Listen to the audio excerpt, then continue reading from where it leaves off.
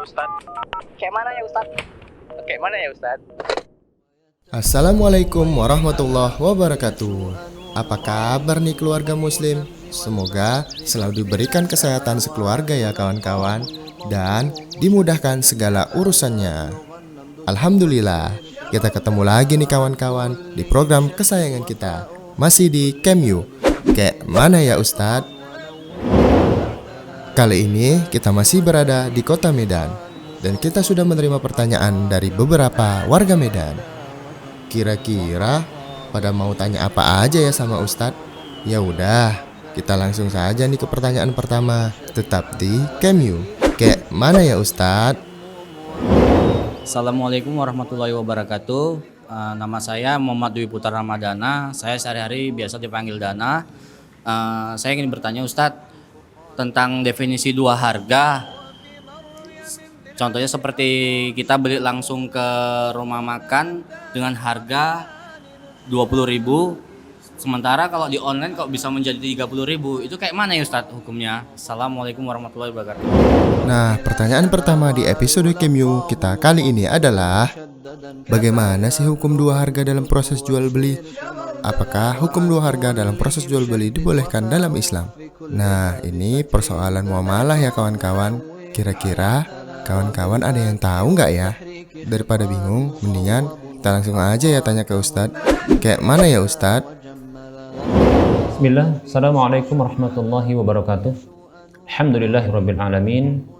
Wassalatu wassalamu ala asyrafil anbiya'i wal mursalin wa ala alihi wa ashabihi ajma'in wa man tabi'ahum bi ihsanin ila yaumiddin, amma ba'd. Para pemirsa Rosyad TV rahimani wa rahimakumullah.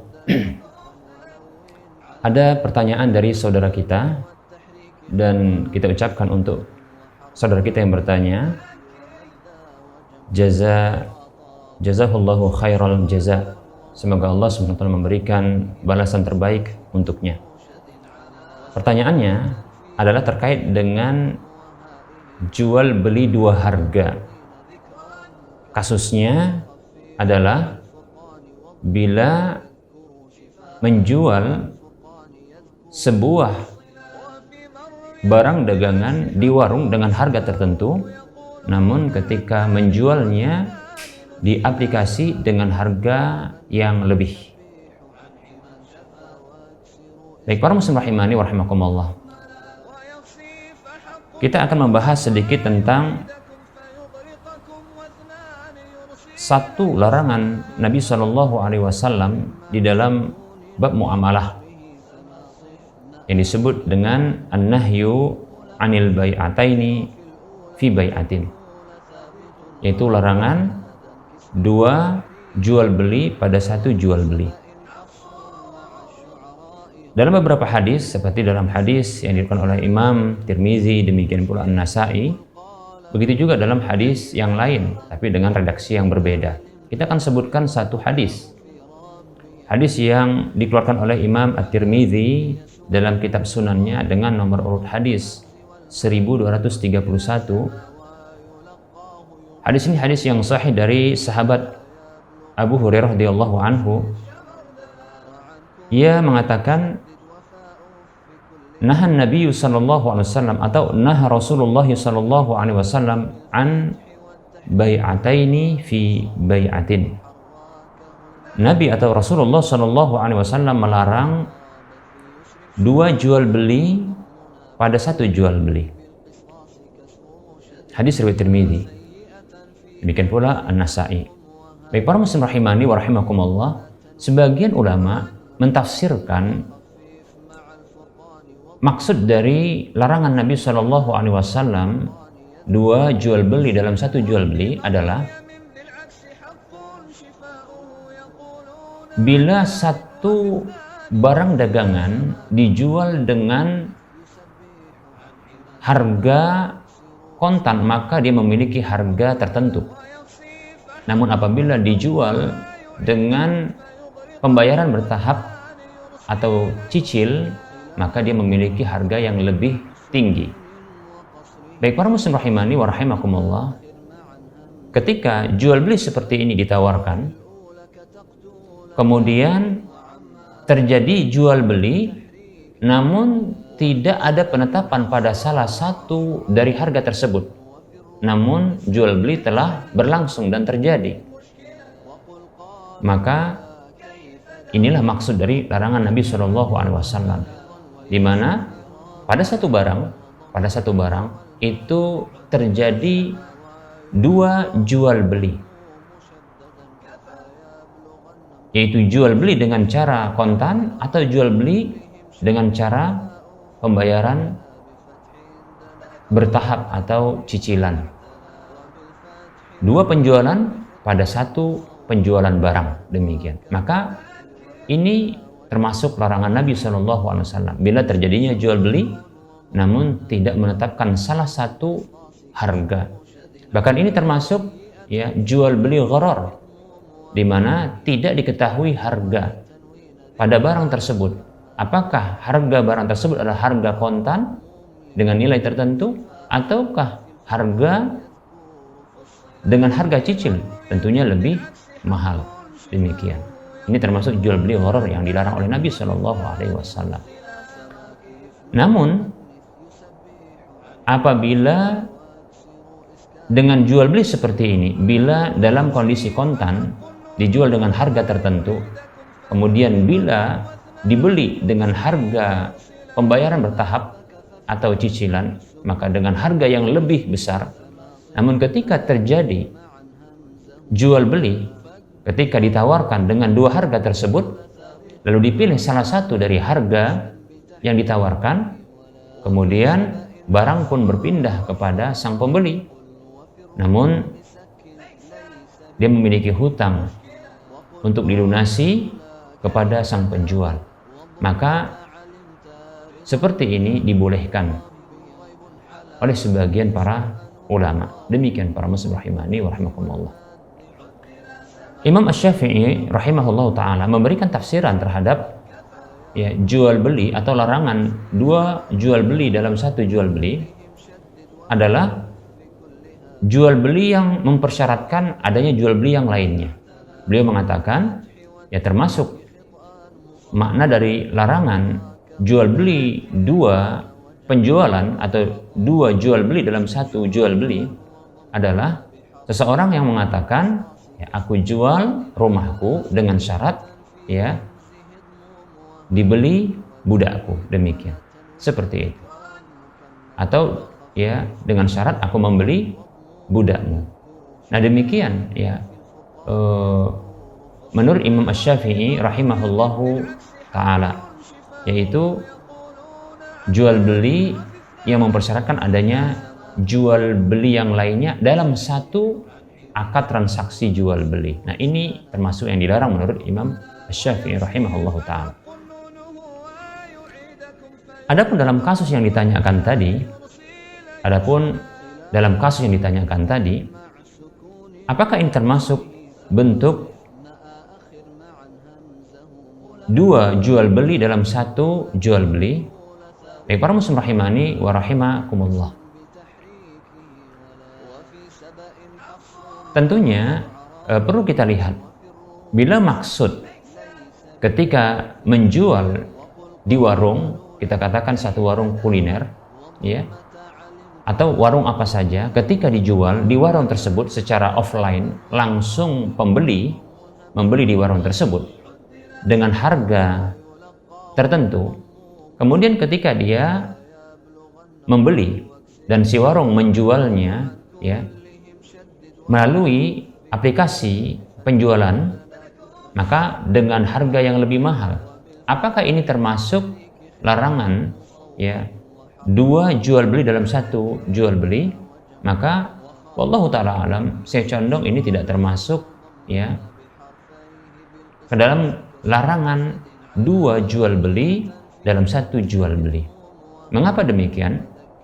Ya tentunya ya ketika menjual di warung secara kontan, ini adalah barang yang berbeda dengan barang yang ketika dijual di media sosial atau di aplikasi penjualan. Karena barang yang akan dibayarkan atau diserahkan, yang akan dijual ini barang yang tentunya dia berbeda. Demikian ya. Barang yang berbeda, yaitu zatnya berbeda. Walaupun mungkin dari jenis yang sama, tapi dia barang yang berbeda. Demikian ya. Maka tentunya ketika barang berbeda dijual, maka ini tidak masalah. Demikian. Nah, lebih-lebih tentunya ketika penjualan dengan melibatkan ya, aplikasi tertentu, di sana ada nilai lebih, di mana di sana ada nilai promosi, ya. Dan ini tentunya promosi ini membutuhkan ya biaya. Begitu juga ada nilai iklan di sana. Nah, tentunya dengan menambahkan adanya biaya pada penjualan barang melalui aplikasi tertentu, ya, ini adalah satu yang real, ya, yang real. Demikian para muslim rahimani wa rahimakumullah. Bila aplikasi yang digunakan adalah aplikasi sekedar penjualan, ya, sekedar jasa untuk menjualkan barang tersebut dan mempromosikan serta mengiklankannya, maka tentunya ya wajar dan layak ya untuk diberikan biaya beban iklan, dan tentunya ini akan memperbesar biaya operasional, sehingga dengan sendirinya barang itu ketika dijual lewat media, maka media promosi, iklan atau semisal, maka di sini tentunya wajar untuk diberikan biaya tambahan seperti itu.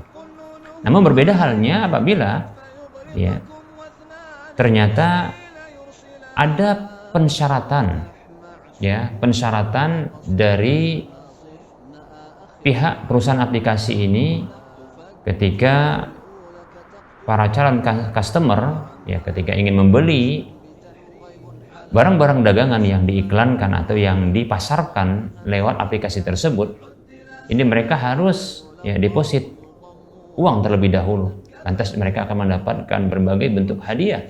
Maka di sini tentu adalah permasalahan yang berbeda lagi, karena di sini menyentuh permasalahan ya dana atau uang yang dihutangkan kepada pihak perusahaan aplikasi, lantas pihak customer, pelanggan yang menggunakan pembelian lewat aplikasi ini akan mendapatkan ya potongan-potongan harga, bonus-bonus, demikian pula hadiah-hadiah dari perusahaan aplikasi ya setelah mereka melakukan deposit uang. Dan tentunya deposit uang tersebut itu digunakan oleh perusahaan aplikasi tersebut. Nah, di sini ada keuntungan atau tambahan manfaat yang didapatkan oleh orang yang memberikan piutang. Dalam hal ini adalah mereka para customer atau calon-calon customer. Demikian. Ini mengikuti kaidah kullu qardin jarra naf'an fahuwa riba. Setiap hutang piutang yang menarik keuntungan, manfaat atau apa saja, maka ini adalah riba. Demikian. Namun bila hanya sekedar numpang iklan, ya, meletakkan iklan promosi barang-barang dagangan di sebuah perusahaan aplikasi ya, yang ini memiliki pasar yang lebih luas, demikian. Lalu perusahaan aplikasi memberikan biaya tambahan, ya, biaya tambahan. Lantas para pemilik produk tersebut ini menambahkan ke dalam biaya operasional, sehingga harga jual dari barang produk tersebut ini semakin membesar ketimbang kalau dibeli dengan langsung ya kontan di tempat penjualan secara offline, datang langsung seperti ke warung, kedai atau yang semisalnya ya. Maka hanya sekedar seperti ini, wallahu taala alam, saya condong ini dibolehkan, dan itu bukan termasuk jual beli dua harga atau dua penjualan dalam satu jual beli. Mengapa demikian? Karena zat barang yang dijual ini berbeda walaupun jenisnya sama, ya. Karena Iya, benda-benda atau zat-zat barang yang dijual ini walaupun jenis sama, ini tentunya berbeda-beda. Tentunya pemilik barang boleh dia menjual dengan harga sekian kepada orang tertentu atau kepada orang lain dengan harga yang lebih rendah atau lebih tinggi sesuai dengan tentunya penawaran. Wallahu taala alam. Semoga bermanfaat dan mohon maaf kalau ada kesalahan dan kekurangan. Wassallallahu ala Muhammad wa ala alihi wa ashabihi ajma'in. Alhamdulillahirabbil alamin. Wassalamualaikum warahmatullahi wabarakatuh. Alhamdulillah sudah paham kan kawan-kawan mengenai hukum dua harga dalam proses jual beli dalam Islam. Semoga penjelasan Ustadz tadi bisa menambah ilmu muamalah kamu dan agar muamalah kamu sesuai dengan syariat Islam. Selanjutnya kita ke pertanyaan kedua di episode Kemyu kita kali ini. Pertanyaannya adalah, Bismillahirrahmanirrahim. Assalamualaikum warahmatullahi taala wabarakatuh. Nama Ana Dede. Ana mau bertanya, dahulu Ana berprofesi sebagai seorang tukang masak. Lalu Ana pernah bekerja di sebuah restoran. Dan Ana mau Ana tanyakan, dulu Ana pernah memasakkan masakan yang untuk acara-acara yang seperti ulang tahun. Ana mau bertanya, hukumnya itu bagaimana ya Ustadz? Mungkin itu aja pertanyaan dari Ana. Kayak mana ya Ustadz? Assalamualaikum warahmatullahi taala wabarakatuh. pertanyaan kita kedua kali ini datang dari seorang mantan koki yang dulu beliau memasak untuk acara yang dilarang oleh syariat Islam. Kira-kira boleh nggak ya memasak untuk acara yang tidak dibolehkan dalam syariat Islam? Bagaimana sih hukumnya? Mendingan kita langsung saja tanya ke Ustadz. Kayak mana ya Ustadz?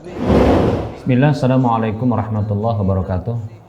Innal hamdalillah wassalatu wassalamu ala Rasulillah wa ala alihi wa ashabihi wa man walah wa la haula wa la quwwata illa billah. Amma ba'd.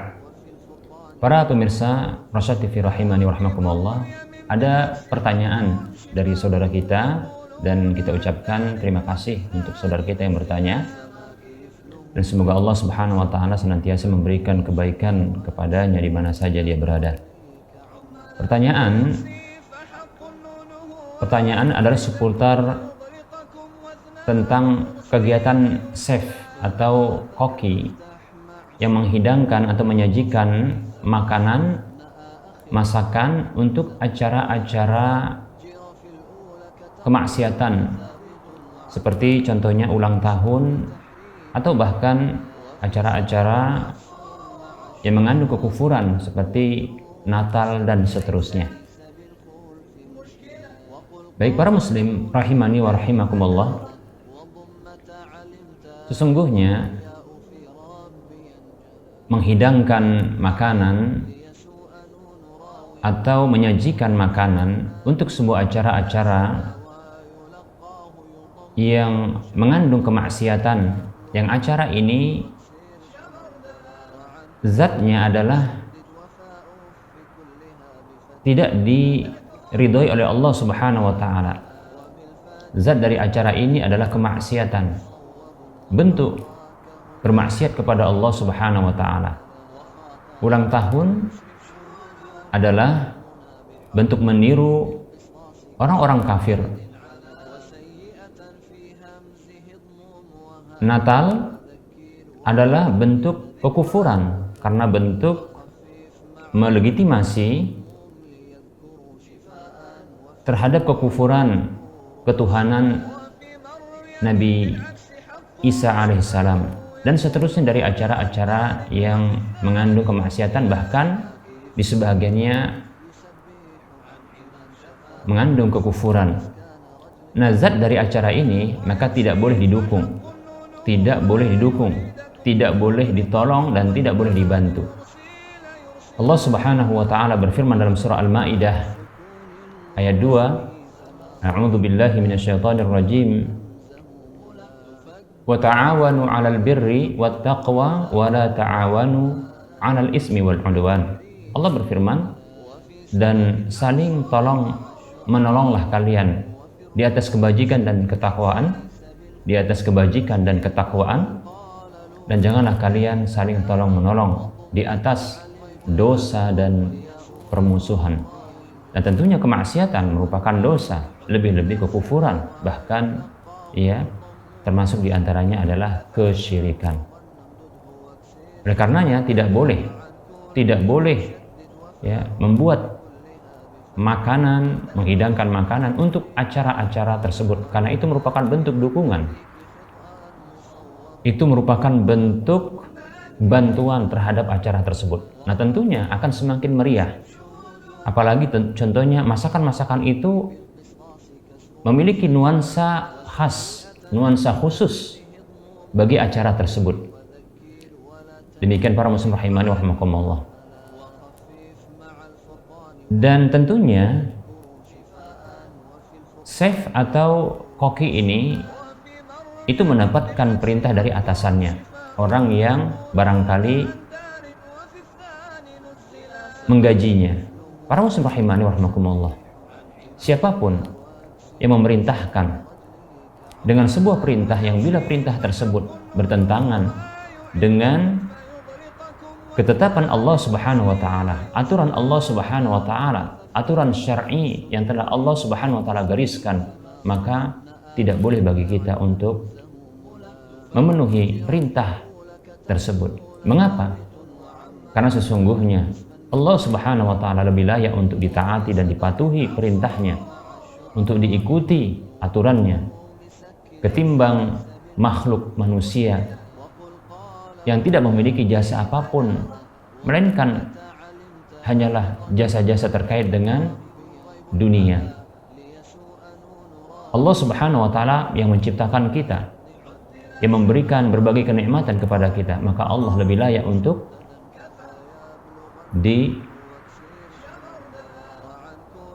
maka Allah Subhanahu wa taala lebih layak untuk ditaati dan diikuti aturannya. Rasulullah sallallahu alaihi wasallam bersabda, la ta'ata li makhluqin fi ma'siyatil khaliq. Tidak boleh ada ketaatan kepada satu makhluk pun di dalam bermaksiat kepada Al-Khaliq, Sang Pencipta. Hadis riwayat Imam Ahmad dalam musnadnya kalau tidak salah. Demikian pula Rasulullah SAW bersabda, innamat ta'atu fil ma'ruf. Sesungguhnya ketaatan itu hanyalah ada pada perkara-perkara yang baik saja. Demikian. Adapun dalam perkara-perkara yang bertentangan dengan aturan Allah, maka tidak boleh kita mentaatinya. Demikian para muslim rahimani wa rahimakumullah. Ingat, karena Allah yang telah menciptakan kita, Allah yang memberikan rizki, menanggung rizki kita. Bukanlah mereka yang kita bekerja kepadanya. Sungguh mereka memberikan gaji kepada kita atas pekerjaan kita. Namun Allah Subhanahu wa taala memberikan kepada kita tanpa pernah kita memintanya. Terkadang pun Allah Subhanahu wa taala memberikan apa saja yang kita butuhkan tanpa kita pernah terbetik dalam hati kita, tanpa kita pernah mengharapkannya. Allah Subhanahu wa taala memberikan kebaikan-kebaikan dan apa saja yang kita butuhkan. Walaupun kita tidak pernah atau di saat kita tidak bekerja, tidak memenuhi perintahnya. Oleh karenanya sangat layak Allah untuk dipatuhi dan ditaati dalam perintah-perintahnya, di dalam aturannya. Para muslim rahimani wa rahimakumullah. Kaidah yang umum terkait dengan permasalahan yang sama adalah al-wasailu laha ahkamul maqasid. Demikian para ulama mengatakan sarana-sarana itu memiliki hukum tujuannya. Bila sebuah sarana yang boleh-boleh saja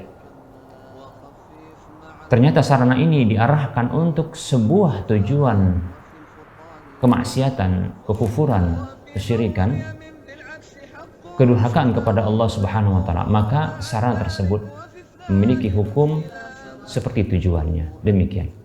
Memasak, menghidangkan makanan, ini merupakan perkara-perkara yang boleh. Bahkan bisa jadi ini merupakan perkara yang dianjurkan karena memberikan kebaikan kepada manusia. Namun apabila ini diarahkan untuk tujuan acara-acara kemaksiatan, kedurhakaan, kesyirikan atau kekufuran kepada Allah Subhanahu wa taala, maka tidak boleh kita melakukannya. Karena sesungguhnya segala bentuk dukungan, segala bentuk bantuan dan pertolongan untuk sesuatu dosa dan pelanggaran, maka sesuatu tersebut berhukum seperti tujuannya, maka terhitung juga sebuah dosa. Semoga jawaban ini bermanfaat. Wassallallahu ala Muhammad wa ala alihi wa ashabihi ajma'in. Walhamdulillahirabbil alamin. Wassalamualaikum warahmatullahi wabarakatuh. Nah, alhamdulillah sudah paham kan ya kawan-kawan? Semoga apa yang disampaikan Ustadz tadi bisa menambah ilmu agama kita semua. Kalau begitu, kita langsung saja nih ke pertanyaan terakhir di episode kita kali ini. Jangan kemana-mana ya, tetap di Kemyu. Kayak mana ya Ustadz? Assalamualaikum warahmatullahi wabarakatuh. Nama saya Wahyu Dayat. Saya mau bertanya kepada Ustadz, bagaimana hukumnya tidak membayar pajak kendaraan bermotor? Kayak mana ya Ustadz? Assalamualaikum warahmatullahi wabarakatuh. Nah, pertanyaan terakhir di episode Kemyu kita kali ini adalah, bagaimana sih hukum tidak membayar pajak kendaraan bermotor? Apakah hal ini dilarang oleh syariat Islam? Atau gimana ya? Ada yang tahu nggak jawabannya? Mendingan kita tanya ke Ustadz aja ya kawan-kawan. Kayak mana ya Ustadz? Bismillah, assalamualaikum warahmatullahi wabarakatuh. Alhamdulillahirabbil alamin. Wassalatu wassalamu ala asyrafil anbiya'i wal mursalin wa ala alihi wa ashabihi ajma'in wa man tabi'ahum bi ihsanin ila yaumiddin, amma ba'd. Para pemirsa Rosyad TV rahimani rahmakumullah, ada pertanyaan dari saudara kita tentang pajak. Walaupun pertanyaan ini khusus tentang pembayaran pajak kendaraan bermotor, namun kita akan bahas nantinya dalam pertemuan kali ini pembahasan tentang pajak secara umum. Baik para muslim rahimani rahimakumullah, sebelum kita menjawab pertanyaan saudara kita ucapkan terima kasih kepadanya dan kita doakan semoga Allah Subhanahu wa taala menjaganya dan menjaga kita semua senantiasa dan selalu di dalam kebaikan. Amin ya rabbal alamin. Para muslim, para hamba Allah rahimani rahimakumullah, pajak adalah beban biaya yang dikenakan oleh pemerintah kepada rakyatnya.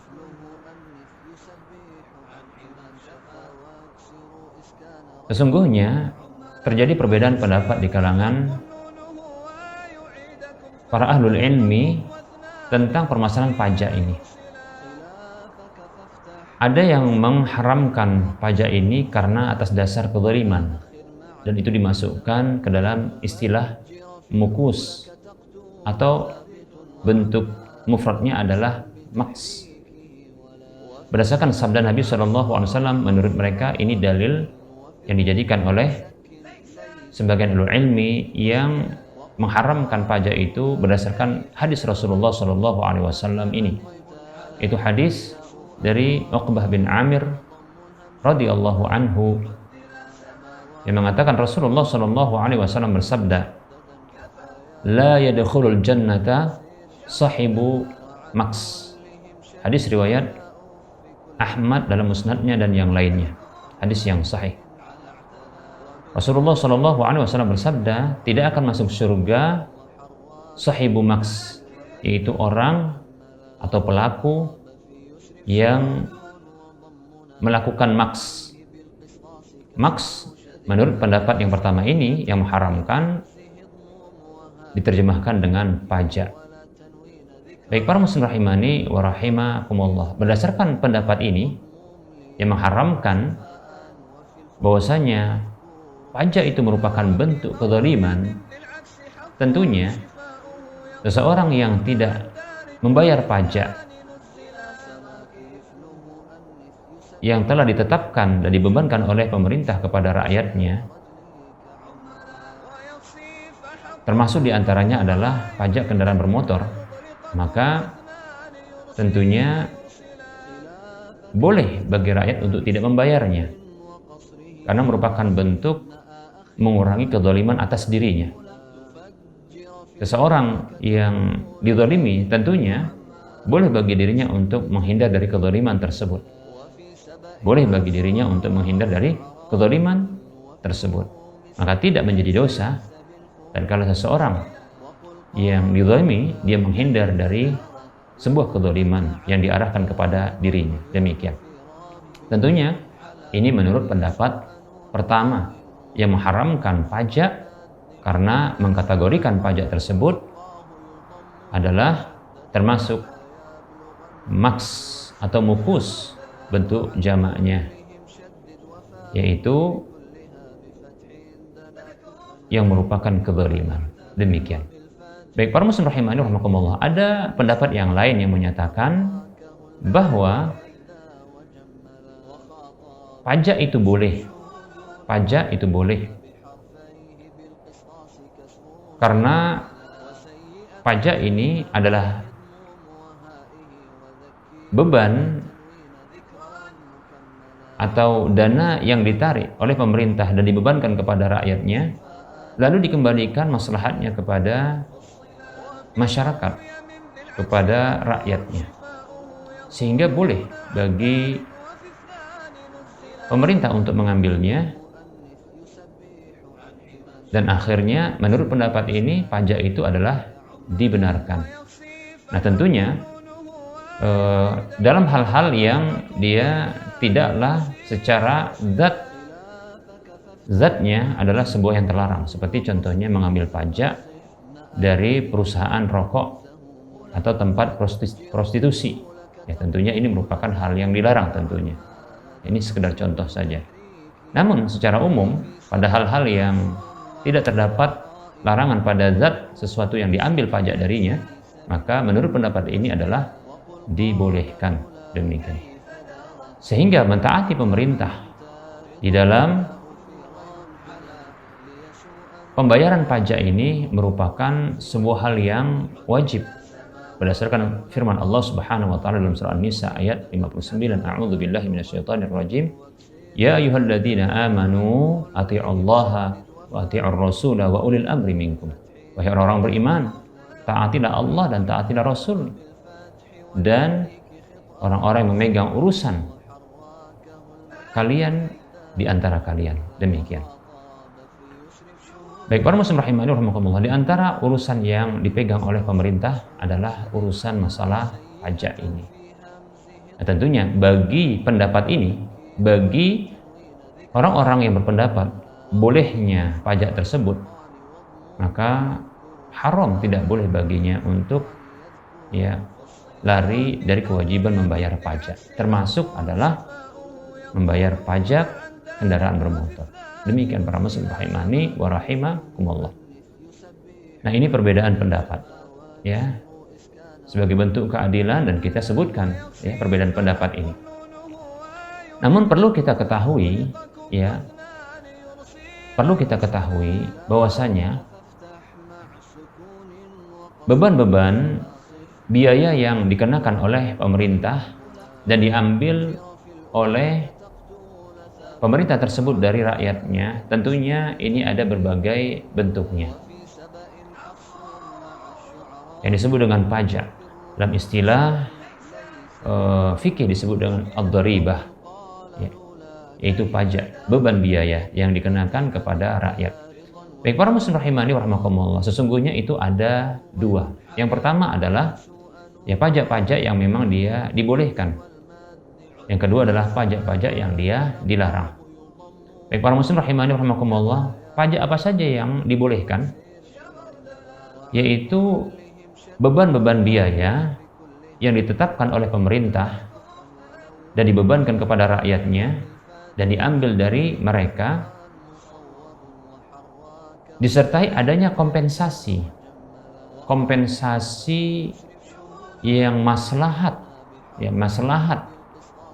penggunaan harta yang diambil tersebut dari rakyat itu dikembalikan kepada rakyat untuk kemaslahatan umum, seperti contohnya untuk pembangunan jalan, pemeliharaan jalan, begitu juga bangunan-bangunan ya, fasilitas umum, dan seterusnya. Yang ini kembali maslahat pajak itu kepada rakyatnya. Demikian. Begitu juga ya kembalinya pajak tersebut manfaatnya ya untuk perjalanan operasional dari sebuah negara. Tentunya negara yang dijalankan ini membutuhkan biaya operasional yang lumayan tinggi. Ya, oleh karenanya dibolehkan ya untuk diambil dari rakyatnya. Ya, yang tentunya kompensasi dari pengambilan tersebut adalah mengembalikan pula maslahatnya ya kepada rakyat. Ya, yaitu pengambilan pajak atau dana tersebut dari rakyat ini dikembalikan maslahatnya kepada rakyat. Maka ini yang boleh. Dan tentunya tadi tidaklah ya memberikan beban atau pemberlakuan pajak ini kepada tempat-tempat atau usaha-usaha yang dia bersifat haram. Demikian. Maka pajak ini adalah pajak yang dibolehkan asalkan dia memiliki kompensasi. Demikian para muslim rahimani wa rahimakumullah. Adapun pajak yang dilarang adalah pajak yang diambil atau beban biaya yang dikenakan oleh pemerintah kepada rakyatnya tanpa memperhatikan pengembalian maslahat tersebut yang diambil begitu saja, bahkan ini untuk ya kemaslahatan orang-orang yang mengambilnya saja, seperti untuk memperkaya diri para pejabatnya atau penguasa atau orang-orang yang memangku amanah jabatan yang ditunjuk oleh rakyat, atau contohnya mereka para penguasa, tidak sedikit pun atau hanya sedikit yang dikembalikan kepada rakyat. Baik para muslim rahimakumullah, maka ini tentunya adalah bentuk pemberlakuan pajak yang zalim. Inilah yang layak untuk diarahkan hadis Nabi SAW tersebut yang kita sebutkan tadi kepada orang-orang yang memberlakukan pajak seperti ini. Rasulullah SAW bersabda, la yadkhulul jannata sahibu maksin. Tidak akan masuk surga orang yang mengambil pajak, tapi dengan cara seperti ini, yaitu zalim. Demikian para muslim rahimani wa rahimakumullah. Dikembalikan kepada Anda bagaimana penilaian Anda terhadap pajak-pajak yang ada di Indonesia, termasuk pajak kendaraan bermotor yang ditanyakan dalam kasus ini. Semoga penjelasan ini bermanfaat. Wassallallahu ala Muhammad wa ala alihi wa ashabihi ajma'in walhamdulillahi rabbil alamin. Assalamualaikum warahmatullahi wabarakatuh. Bagi kamu yang mempunyai pertanyaan perihal agama, silahkan kirim video pertanyaan kamu menggunakan HP atau kamera ke nomor WhatsApp 0822 8888 6630 atau kirim ke email kami rasyad.tv@gmail.com dengan format isi video, nama, alamat, dan pertanyaan yang akan kamu tanyakan. Ayo kirim pertanyaan kamu dan tunggu jawabannya di KemU. Kayak mana ya Ustadz? Alhamdulillah, kita telah sampai di pertanyaan terakhir hari ini. Nah, semoga apa yang disampaikan Ustadz tadi bisa menambah ilmu agama kita semua. Ingat ya kawan-kawan, menuntut ilmu agama itu wajib loh atas setiap muslim. Dan terima kasih telah menyaksikan episode KemU kali ini. Insya Allah, sampai jumpa lagi di episode-episode KemU berikutnya. Assalamualaikum warahmatullahi wabarakatuh.